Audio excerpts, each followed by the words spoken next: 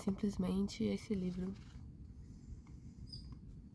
Simplesmente esse livro. É um dos melhores livros que eu já li, assim. Não dos melhores, mas é um livro sensacional que eu li e eu quero falar algumas coisas sobre esse livro, né? Deixa eu me ajeitar, só. Que eu gostaria de falar, gostaria de ler algumas partes desse livro, por isso que eu tô aqui com o livro, né? Por isso que eu tô com o livro aqui, pra ler umas partes do livro e deixar registrado pra sempre essas partes principais desse livro, porque isso é incrível. E eu acho que todo mundo merece ter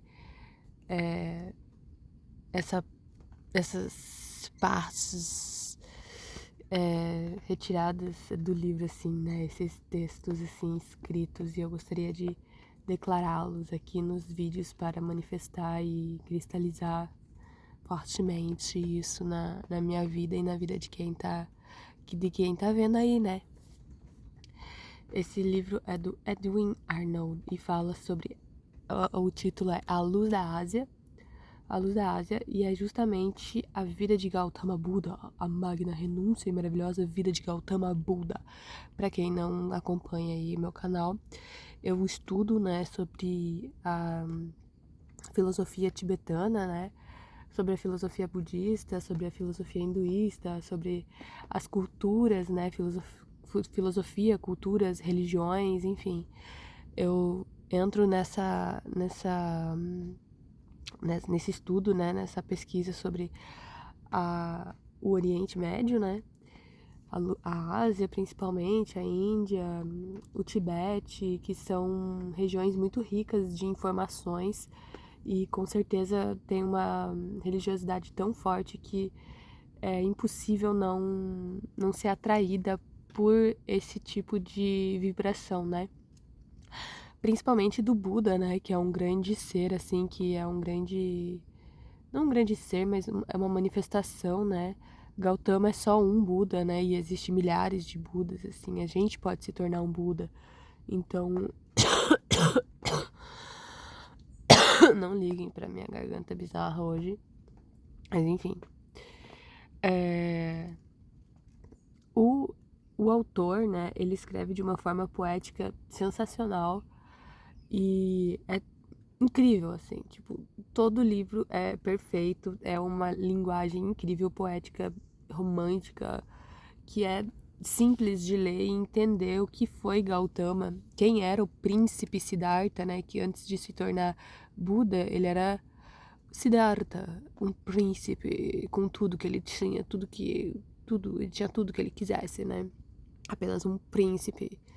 E príncipes têm isso, né? Tem todos os desejos realizados, assim, porque nasceram, né? Com um grande porte de dinheiro, assim, né? Então, Buda foi... Gautama Siddhartha, né? Foi aquele que renunciou a tudo isso para buscar uma verdade superior, né? Da matéria, do desejo, da posse, do obter. E foi em busca da espiritualidade em si, né? Da bondade, do altruísmo, da liberação e da completa iluminação, né, possível, né, que transcende qualquer sentido. Então, Siddhartha, Buda, é contado nessa história aqui, né. Então, eu quero ler algumas partes do livro que eu anotei pra manifestar, né, quando eu quiser ver, sentir, provavelmente eu estarei me olhando para posterioridade, assim, né? Se eu sentir, se um dia o livro não estiver mais perto de mim, etc, né? Que dom possui meus irmãos que não provenha da investigação, da luta e do sacrifício inspirado pelo amor.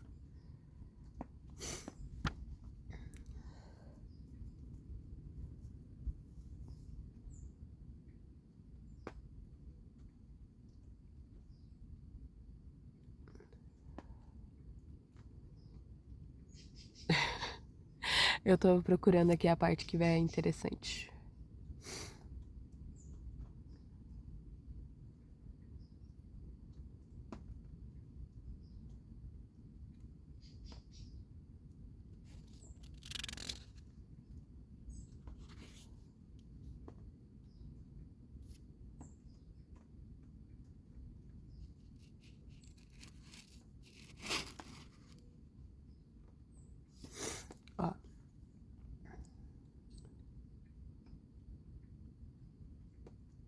Era um conto de amor.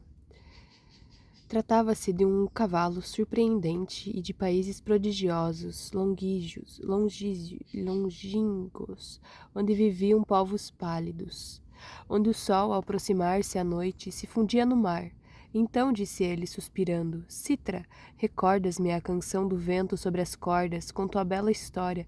Dá-lhe tua pérola, Yashodhara, para recompensá-la. Porém tu, minha pérola, dize-me. Existe um mundo tão imenso, há um país que veja o sol mergulhar nas ondas e ali se encontram corações como os nossos, inumeráveis desconhecidos, desgraçados que poderíamos socorrer se o conhecêssemos. A miúdo, quando o sol, ao levantar-se no oriente, faz um régio caminho de ouro, perguntou-me com assombro qual é, no extremo do mundo, entre os filhos do levante, o primeiro que saudou os seus raios, a miúdo também em teus braços e sobre teu seio, ó minha encantadora esposa. Meu coração palpita dolorosamente ao pôr do sol, pelo desejo de segui-lo no seu ocaso empurpurado para ver os povos do poente. Deve existir ali muitos corações que amaríamos, e como poderia ser de outro modo? Também neste momento tenho uma preocupação que um beijo dos teus doces lábios não poderia dissipar. Ó jovem, ó Citra, tu que conheces os países encantados, onde está o rápido corcel da tua história? Porque não poderei eu, nem que fosse por um dia, pôr sobre suas espadas o meu palácio e cavalgar, para ver a extensão da terra? Ou melhor, se tivesse as asas desse gigantesco abutre, este rei dos ares que deve herdar reinos mais vastos que os meus, como alçaria o vôo para os picos do Himalaia, onde brilha a neve tinta de rosados reflexos, para buscar com os olhos os países que se estendem ao seu redor? Porque nunca vi nem tratei de ver. Dize-me o que se encontra fora das nossas portas de bronze. Então alguém respondeu: depois da cidade, príncipe feliz, dos templos, jardins e bosques, vem em seguida campos e mais campos ainda com nulas, mercados, a mata, cós e cós, até desaparecer tudo no horizonte. Mais longe, o reino do rei Bimbisara, e por último as vastas planícies do mundo, com miriades e miriades de habitantes. Bem, disse Siddhartha, manda dizer a Channa para atrelar meu carro. Amanhã ao meio-dia irei ver o que está fora do palácio. Então, disseram ao rei: Senhor, quer teu filho que seja ungido seu carro amanhã ao meio-dia para que possa sair e ver a humanidade? Sim, disse o sábio monarca, é tempo que a veja. Porém, ordena, por meio de arautos, que adornem minha cidade de modo que não encontre nenhum espetáculo aflitivo, que não saia nenhum cego ou estropiado, nenhum enfermo, nenhum homem idoso, nenhum leproso.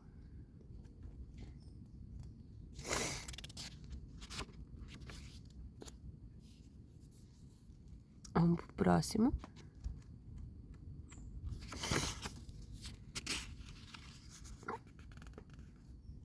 Porém, quem podia impedir que entrasse o destino? Com efeito, o príncipe teve novamente o desejo de ver o mundo e a vida humana, que seria muito agradável se suas ondas não viessem a morrer gemendo nas praias do tempo implacável. Eu vos rogo, deixa-me ver nossa cidade tal qual é, disse ao rei Suddhodana. Vossa Majestade, em vossa eterna solicitude, ordenou ao povo, a última vez, que ocultasse os seres que sofriam os espetáculos vulgares e que mostrasse rostos alegres para regozijar-se e fazer mais agradáveis as minhas vistas todas as ruas. Entretanto, aprendi que aquela não era a vida de todos os dias, e uma vez que eu sou quem mais perto está de vós e do reino, quisera conhecer o povo e as ruas, seu aspecto habitual, os trabalhos cotidianos e a vida que vivem esses homens que não são reis. Dai-me permissão, meu querido senhor, para sair incognito dos meus jardins felizes. Regressarei contente, meu pai, às suas pacíficas plagas, ou pelo menos mais sábio. Deixa-me, pois, eu vos rogo, passear amanhã à minha vontade com meus servidores, disfarçados pelas ruas de nossa cidade. E o rei disse, no meio dos seus ministros: pode ser que esta segunda saída corrija o efeito da primeira. Vede como se assusta o falcão de tudo quanto vê, quando é aprisionado, e, ao contrário, que olhar calmo e tão pacífico lhe dá a liberdade. Deixar que meu filho veja tudo e dai-me notícias do seu estado de espírito. Deixai que meu filho veja tudo, e dai-me notícias do seu estado de espírito. Quem podia impedir que entrasse o destino? Agora, a outra parte que eu quero ler.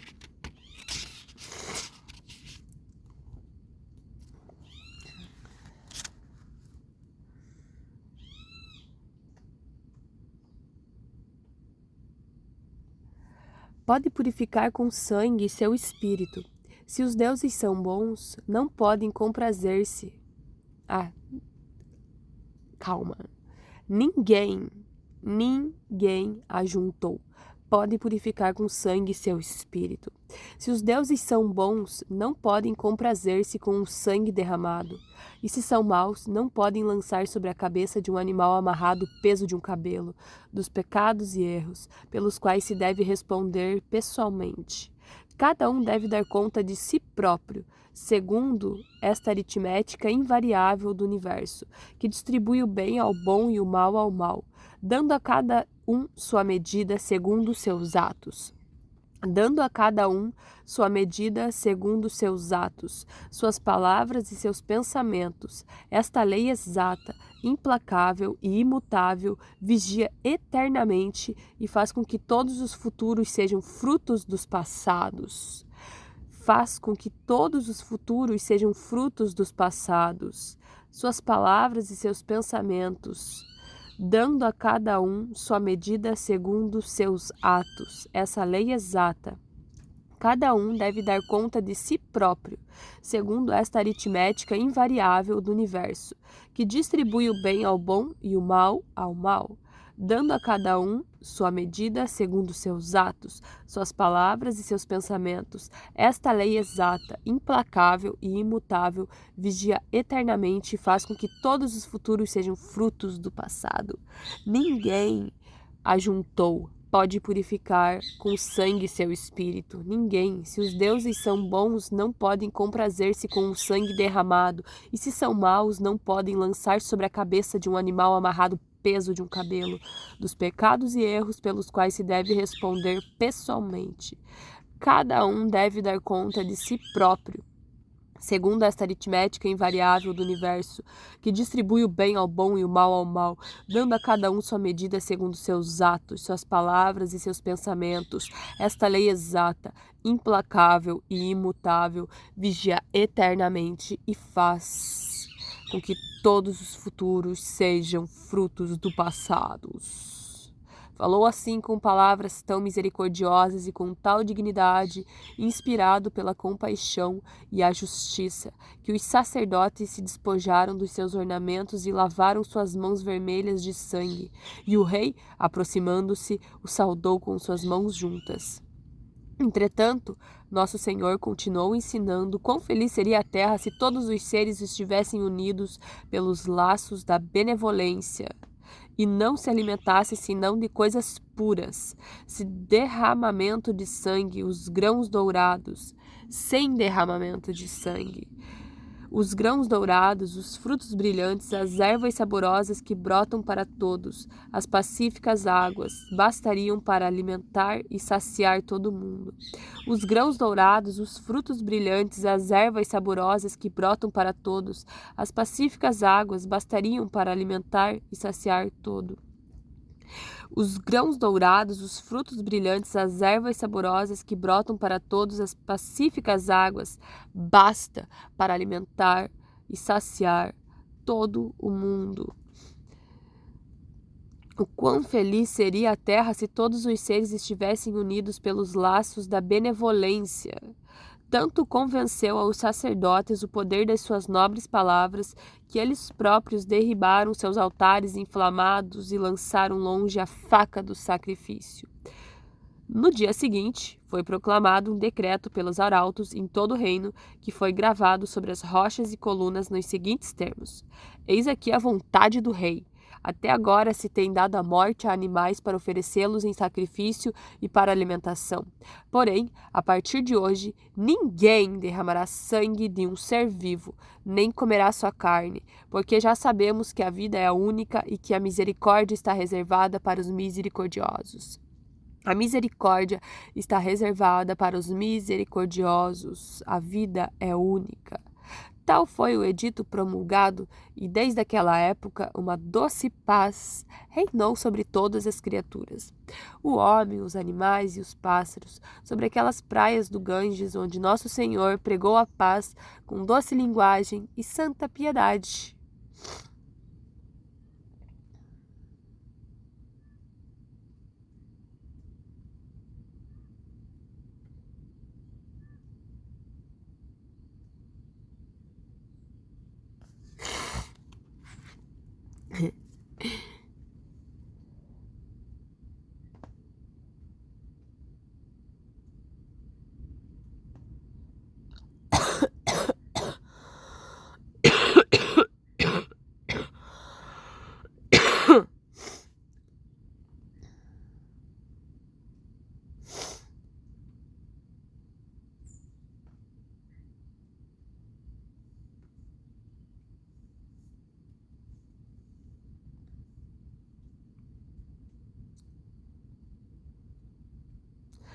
Que é uma existência pura, um pensamento puro, uma pura felicidade, que é uma existência pura, um pensamento puro, uma pura felicidade.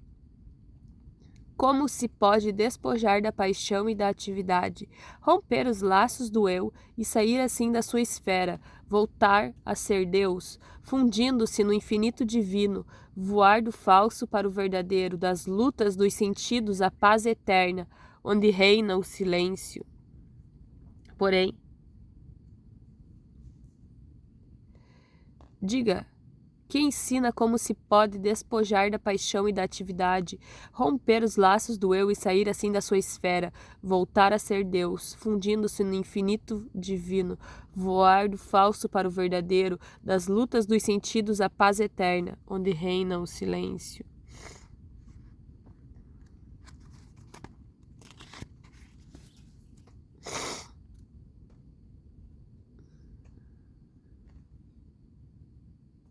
Ah, esse aqui é longo, hein, gente? Esse aqui é longo, peraí.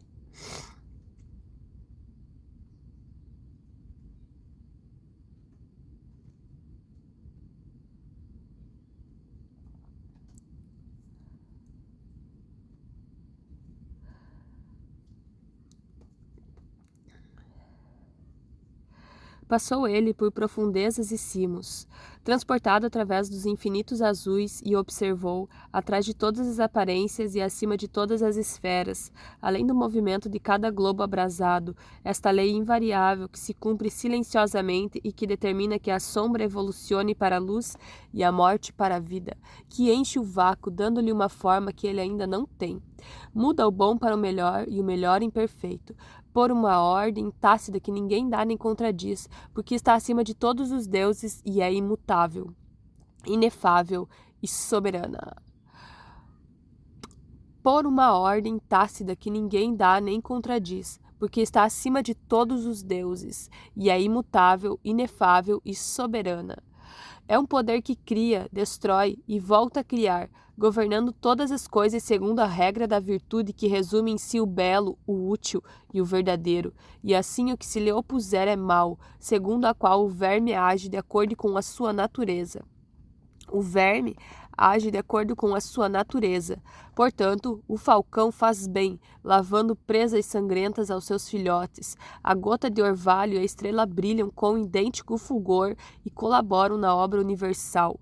E o homem que vive para morrer, morre por uma boa causa. Se tomar por guias uma conduta irreprovável e a firme vontade não só de socorrer, mas também de libertar das cadeias da vida todos os seres, pequenos e grandes, que sofrem o mal da existência. Isso foi o que viu nosso Senhor durante a vigília da meia-noite. Porém, quando veio a quarta vigília, conheceu o segredo da dor, que põe obstáculos à lei do auxílio do mal, da mesma forma que o fumo e as escórias sufocam o fogo do ouvires. Então, a Dukkha Satya, a primeira das nobres virtudes, lhe foi descoberta. Viu que a dor é a sombra da vida que caminha com ela e só a deixa com o término da existência, com todos os seus mutáveis estados: o nascimento, o crescimento, a decrepitude, o amor, o ódio, o prazer, o sofrimento, o ser e a ação. Ninguém escapa a esses tristes prazeres e sofrimentos. Tristes prazeres e sofrimentos, ocultos sob agradáveis aparências, se não possuir a ciência que lhe permite conhecer sem emboscadas. Porém, quem conhece a vidya, a ilusão, esquiva-se aos seus ataques, pois não continua amando a vida, ao contrário, procura escapar dela. Seus olhos são perspicazes, veem que a ilusão engendra Sankara, o pendor perverso, Vidma, a energia, donde vem Namarupa, que lhe dá forma local, nome e corpo, que entrega o homem com seus sentidos, sem defesa, a sensação, como um espelho exposto a todas as aparências, que cruzam seu coração e assim cresce Vedana, a vida dos sentidos, com suas falsas alegrias e suas penas cruéis, porém que triste ou feliz engendra Trishna, o desejo, esta sede que faz os vivos beberem a longos tragos, estas ondas salgadas e enganosas sobre as quais flutuam os prazeres, as ambições, a riqueza, a glória, o renome, a dominação, a conquista, o amor, os manjares delicados, as vestes magníficas, o palácio, os suntuosos, o orgulho do nascimento, a concupiscência, a luta pela vida e os frutos dessa luta, uns doces e outros amargos. Desta maneira, a sede de vinho se engana com bebidas que aumentam a sede, porém o sábio extirpa Trishna de sua alma e não alimenta a longo tempo de falsas aparências seus sentidos, acostuma seu espírito firme a não buscar, a não lutar, a não errar, nem causar dano e a suportar com resignação os males causados por seus erros passados, fazendo suas paixões morrerem de fome, até que a soma da vida finda, o karma, todo esse total da alma formando dos seus atos e pensamentos anteriores, este eu que ela teceu, fazendo suas paixões morrerem de fomes. Este eu que ela teceu com a trama imperceptível do tempo sobre a cadeia dos fatos invisíveis, que é a sua expressão do universo, se torne puro e sem pecado. Então, ou bem não, tem mais necessidade de tomar um corpo e ocupar um lugar, ou então aperfeiçoa a nova forma que toma numa nova existência, de tal maneira que seus novos sofrimentos se tornem cada vez mais leves até desaparecerem e assim chega ao fim do caminho.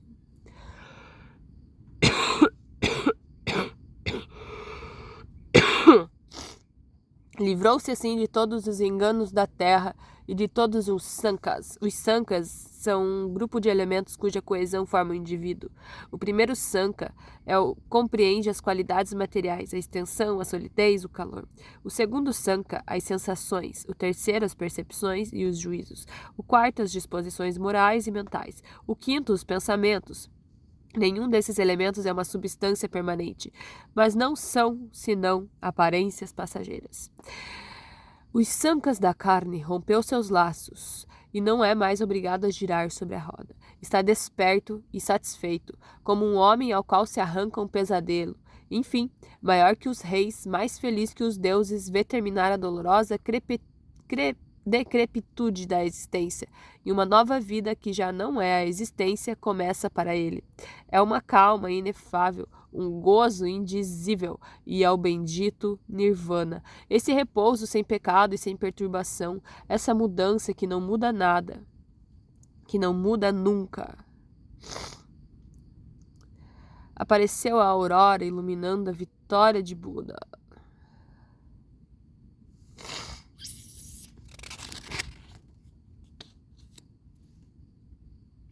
Vamos ver o next one. Via da paz. Via da paz.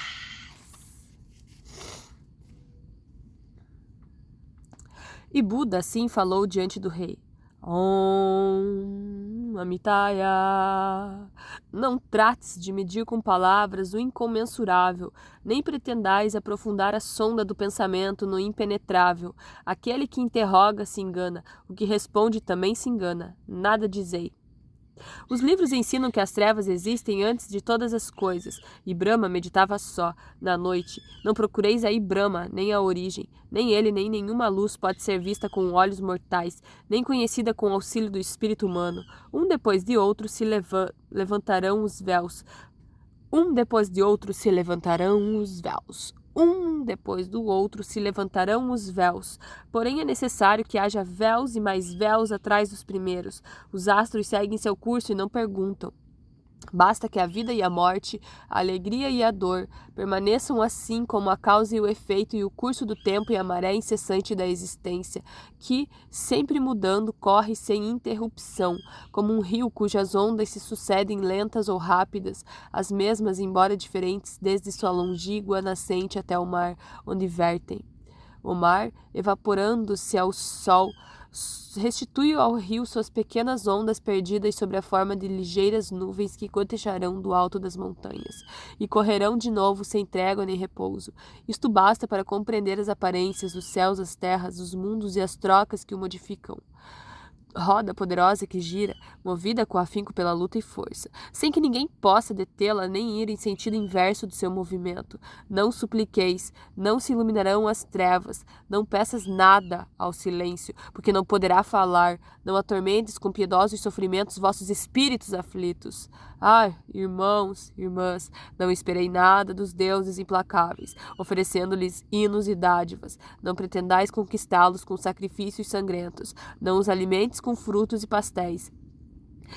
Temos que procurar a nossa libertação em nós mesmos. Temos que procurar a nossa libertação em nós mesmos. Cada homem cria seu cárcere. Cada um tem tanto poder como os mais poderosos. Porque para todas as potências que estão em cima, ao redor e debaixo de nós, como para as criaturas de carne e tudo que vive, o ato é que faz a alegria e o sofrimento.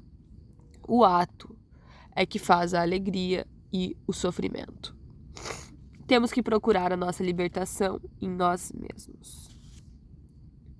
Aquele que interroga se engana, o que responde também se engana. Nada dizei.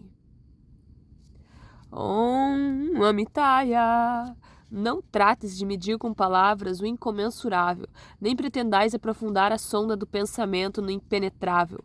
Aquele que interroga se engana, o que responde também se engana. Nada dizei.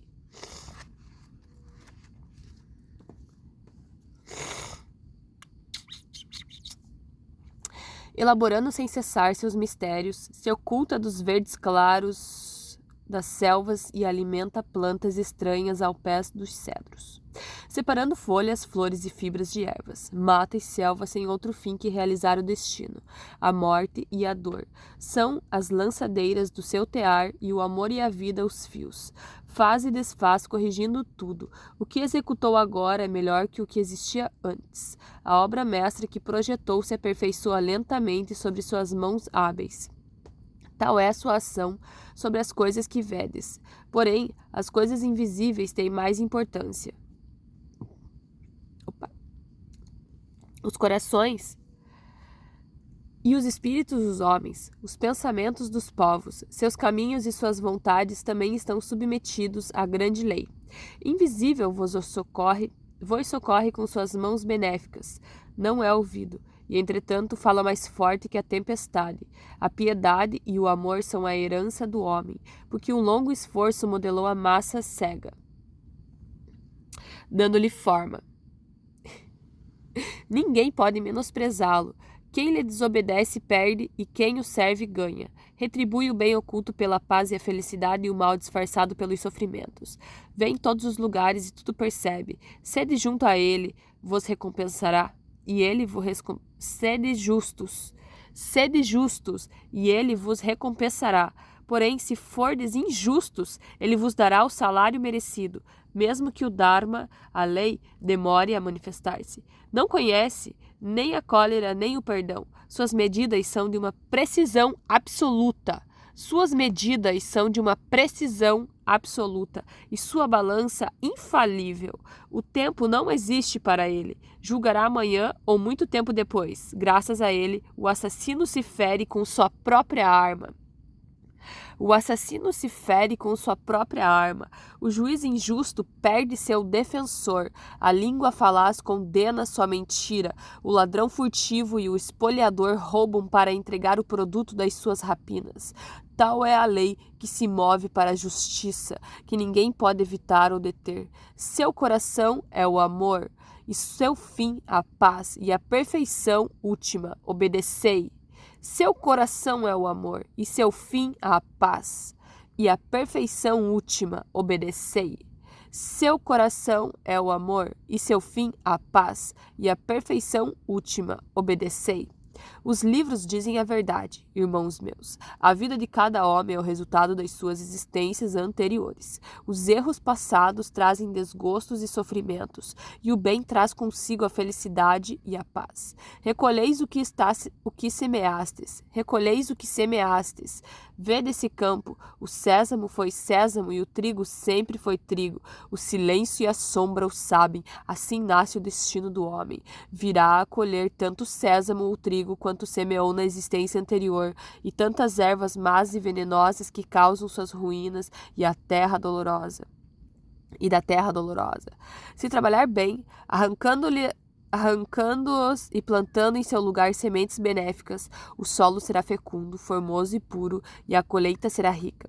Se aquele que vive sabendo de onde vem a dor, a sofre pacientemente, esforçando-se por pagar as dívidas contraídas pelas antigas faltas, praticando sempre o amor e a verdade. Sabendo de onde vem a dor, sofre pacientemente, esforçando-se por pagar as dívidas contraídas pelas antigas faltas, praticando sempre o amor e a verdade. Gente, essa é uma das minhas partes favoritas. Não pode ser, tipo, o cara foi, assim, nas profundezas buscar essas palavras. Virá a colher tanto sésamo ou trigo quanto semeou na existência anterior, e tantas ervas más e venenosas que causam suas ruínas e da terra dolorosa. Se trabalhar bem, arrancando-as e plantando em seu lugar sementes benéficas, o solo será fecundo, formoso e puro, e a colheita será rica. Se aquele que vive sabendo de onde vem a dor, a sofre pacientemente, esforçando-se por pagar as dívidas contraídas pelas antigas faltas, praticando sempre o amor e a verdade, sem causar mal a ninguém, purga completamente da mentira e do egoísmo seu sangue, purga completamente da mentira e do egoísmo seu sangue. Purga completamente da mentira e do egoísmo seu sangue, sofrendo com toda a mansidão e não devolvendo senão o bem e o perdão pelas ofensas recebidas. Sofrendo com toda a mansidão e não devolvendo senão o bem e o perdão pelas ofensas recebidas. Se a cada dia se torna mais compassivo, santo, justo, amável e sincero, e arranca o desejo de todos os lugares onde ele se implanta, com raízes sangrentas, até que o amor da vida termine, então ele, morrendo, deixará, como a soma do seu eu, uma conta corrente da sua existência, cujos males estão pagos e mortos, desde os mais recentes aos mais afastados, e cujo bem está vivo e poderoso de tal maneira que os frutos o seguem.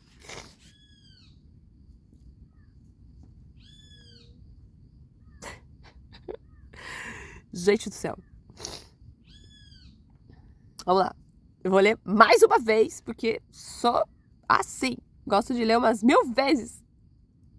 Quando é bom, eu tenho que ler e reler, e ler e reler, e reler e reler, reler. Lá. Sofrendo com toda a mansidão e não devolvendo senão o bem e o perdão pelas ofensas recebidas. Se a cada dia se torna mais compassivo, santo, justo, amável e sincero, e arranca o desejo de todos os lugares onde ele se implanta, com raízes sangrentas, até que o amor da vida termine, então ele, morrendo, deixará, como a soma do seu eu, uma conta corrente da sua existência, cujos males estão pagos e mortos.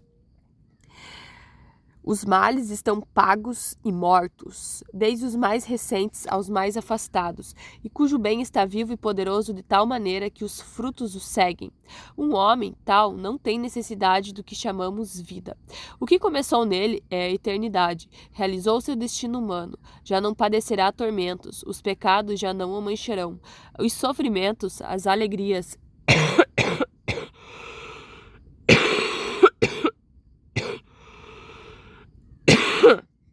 Vamos lá de volta. Já não padecerá tormentos, os pecados já não o mancharão. Os sofrimentos, as alegrias e as dores terrenas já não perturbarão sua paz eterna.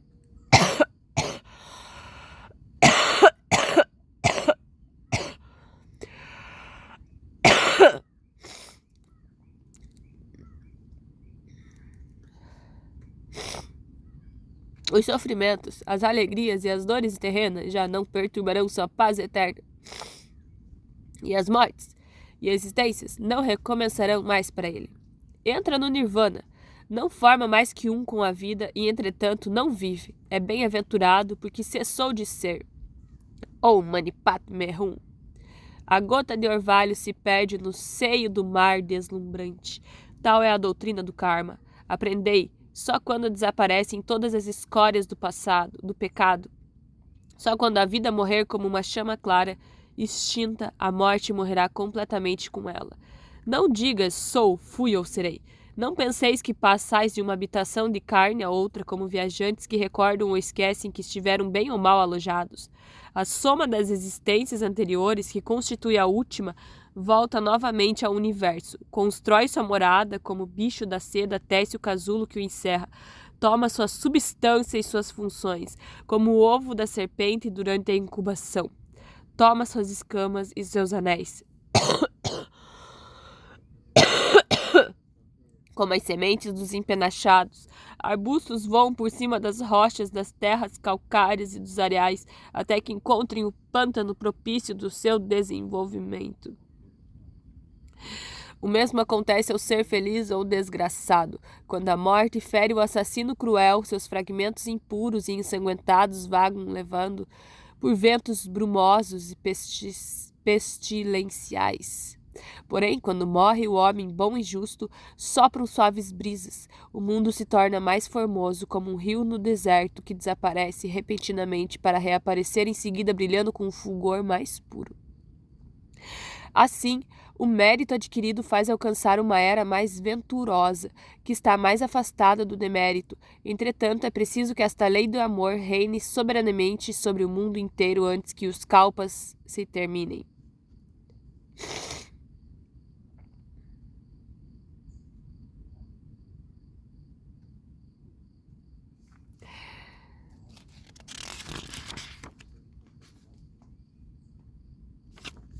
Aí ele começa a falar sobre a verdade da dor. A terceira verdade é a cessação da dor. Eu vou pular umas partes aqui. Eu já vou para terceira verdade. É a cessação da dor. A paz é a que deve vencer o amor do eu e o apego à vida. Arrancar dos peitos a paixão de raízes profundas é acalmar a luta interior. Assim está satisfeito o amor e pode abraçar a eterna formosura. Tem-se a glória de ser dono de si mesmo e o prazer de viver por cima dos deuses. Possuem-se riquezas infinitas, porque se armazenam os tesouros dos serviços prestados, dos deveres cumpridos com caridade, das palavras benéficas e da pura vida, da vida pura.